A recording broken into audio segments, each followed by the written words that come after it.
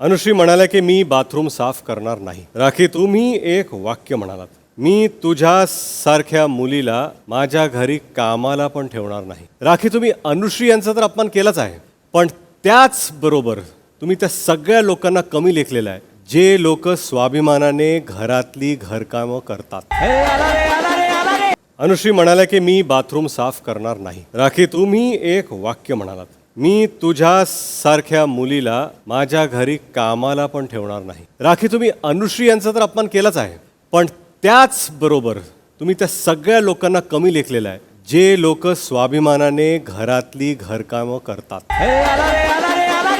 अनुश्री म्हणाल्या की मी बाथरूम साफ करणार नाही. राखी, तुम्ही एक वाक्य म्हणालात, मी तुझ्या सारख्या मुलीला माझ्या घरी कामाला पण ठेवणार नाही. राखी, तुम्ही अनुश्री यांचा तर अपमान केलाच आहे, पण त्याच बरोबर तुम्ही त्या सगळ्या लोकांना कमी लेखलेलं आहे जे लोक स्वाभिमानाने घरात.